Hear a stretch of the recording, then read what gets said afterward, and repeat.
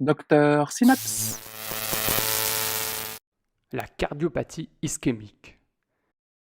Elle représente la première cause de décès dans le monde, avec 126 millions de décès en 2017. I done wrestled with an alligator. I done tussled with a whale. I done handcuffed lightning, throw thunder in jail. That's bad. Only last week, I murdered a rock, injured a stone, hospitalized a brick. I'm so mean, I make medicine sick. I'm gonna show you how great I am.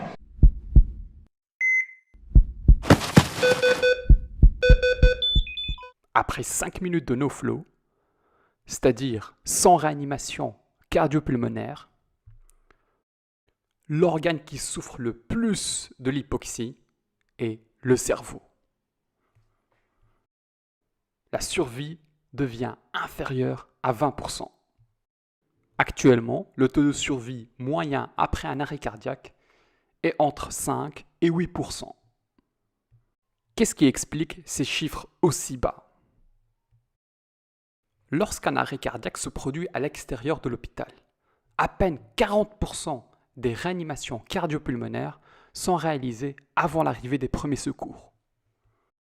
D'un autre côté, la combinaison réanimation cardiopulmonaire et défibrillateur est réalisée chez à peine 12% des patients avant l'arrivée des premiers secours. Vu l'importance de la réanimation cardiopulmonaire pour sauver une vie, j'ai décidé de réaliser une vidéo dessus. Nous allons parler aujourd'hui de l'arrêt cardiaque et de la réanimation cardiopulmonaire chez l'adulte. Tout d'abord, la sécurité. Avant même de commencer quoi que ce soit comme réanimation, il faut d'abord ne pas te mettre en danger. Une étape importante est de reconnaître l'arrêt cardiaque.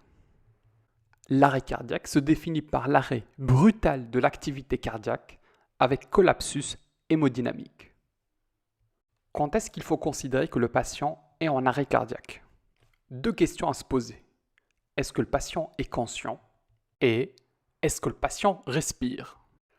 Secoue les épaules du patient et crie « Hé, ça va ?» La victime est considérée inconsciente si elle ne répond pas aux questions et reste immobile malgré les stimuli.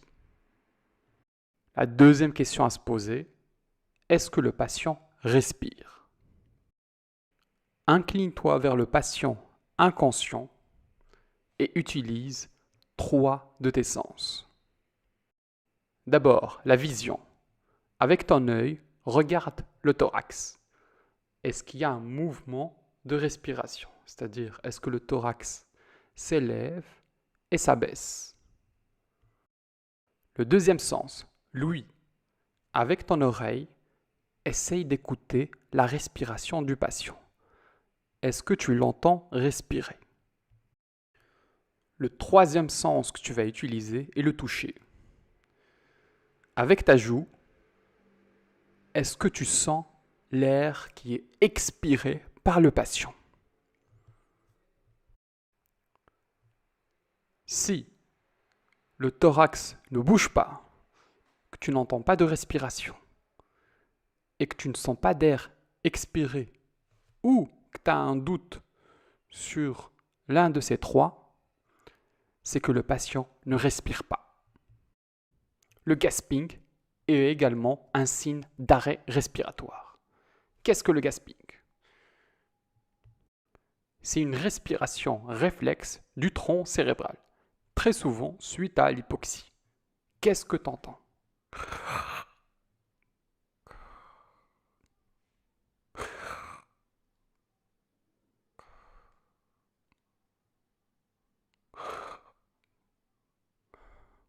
Si tu entends cela, c'est que le patient est en arrêt respiratoire. En résumé, si le patient est inconscient et qu'il ne respire pas, c'est qu'il est en arrêt respiratoire. La deuxième chose capitale à réaliser est d'appeler les secours.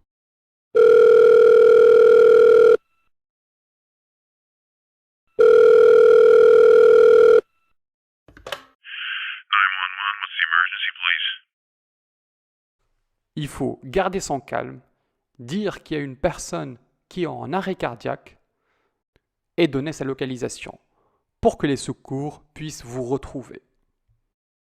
La troisième étape est de chercher un défibrillateur.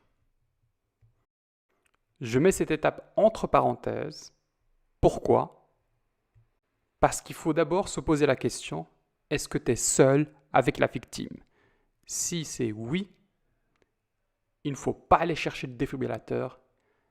Il faut commencer directement la réanimation cardio-pulmonaire. S'il y a un groupe de personnes à côté de toi, une personne peut commencer directement la réanimation cardio-pulmonaire et une autre cherche le défibrillateur. Quatrième étape, c'est l'étape d'or de la réanimation cardio-pulmonaire. Ça doit être une réanimation cardio-pulmonaire de haute qualité. D'abord, ouvre les voies aériennes en inclinant la tête, en déposant ta main droite sur le front et en levant la mâchoire vers le haut. Comme ça, tu dégageras les voies aériennes. Deuxième chose, place tes mains au milieu du thorax et commence directement la réanimation cardio-pulmonaire. Il faut pousser fort, 5 à 6 cm de profondeur et rapidement, 2 fois par seconde, avec une fréquence comprise entre 100 et 120 par minute. La deuxième chose à réaliser en parallèle des compressions est d'insuffler l'air. Quel est le ratio? Compression 30 fois, insufflation 2 fois. Retiens le ratio 32. Chaque cycle dure 2 minutes.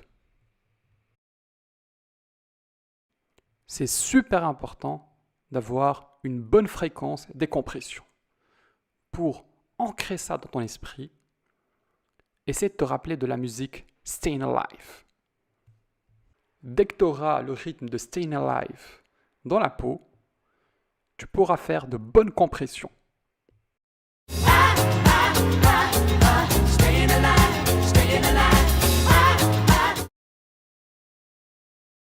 Cinquième étape, réalise une défibrillation précoce. Très souvent, les rythmes choquables ne représentent que 35% des arrêts cardiaques. Pourquoi? Il faut comprendre l'histoire naturelle de l'arrêt cardiaque. Entre 0 et 4 minutes post-arrêt cardiaque, c'est la phase électrique. 4 à 10 minutes, la phase circulatoire. Et après 10 minutes, la phase métabolique. C'est la phase électrique qui est la phase choquable avec le meilleur pronostic. Deux types de défibrillateurs. Il y a l'automatique et il y a le manuel. Le manuel se retrouve souvent à l'hôpital. Le défibrillateur automatique va analyser lui-même le rythme et choquer éventuellement. Alors que pour le défibrillateur manuel, il faut le faire soi-même. Deux types de situations dans lesquelles il faut choquer. La fibrillation ventriculaire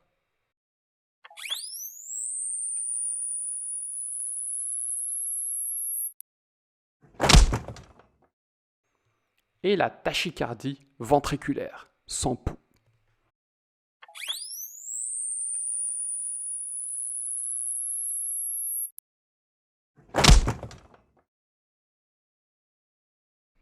Sixième étape, la réanimation cardio-pulmonaire avancée. Quand est-ce qu'il faut utiliser le massage mécanique? Quand on veut transporter le patient avec un projet d'ECMO. Sinon, la réanimation cardio-pulmonaire doit être réalisée sur place. Un mot sur l'intubation. Ça doit être réalisé par un personnel expérimenté. Un seul essai. Maximum, le seul essai doit être réalisé pendant 10 secondes.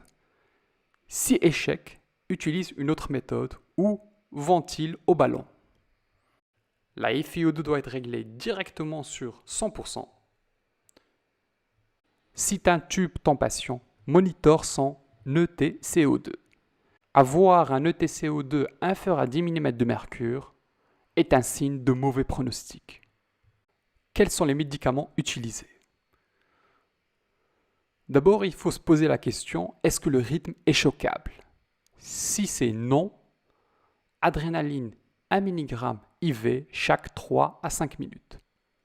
Si le rythme est choquable, au deuxième cycle, injecte l'adrénaline en IV 1 mg chaque 3 à 5 minutes. Et au troisième cycle, amiodarone 300 mg en IVD. Septième étape, recherche la cause. Les 5 H, hypovolémie, hypoxémie, hydrogène avec acidose, hypo ou hypercalémie, hypothermie. Les 5 T, tamponnade, thrombose pour l'embolie pulmonaire, thrombose pour l'infarctus du myocarde, toxique et tension pneumothorax, c'est-à-dire pneumothorax sous tension. Un petit mot pour la réanimation cardiopulmonaire chez les enfants avec la différence par rapport aux adultes. La réanimation chez l'enfant commence d'abord par 5 ventilations. Parce que chez l'enfant, la cause de l'arrêt cardiaque est souvent due à une cause hypoxique. Donc chez l'enfant, débute par 5 ventilations, puis après les compressions, avec un ratio compression-ventilation de 15/2. La profondeur des compressions de 4 cm. Fréquence des compressions, la même que chez l'adulte, 100 à 120 par minute.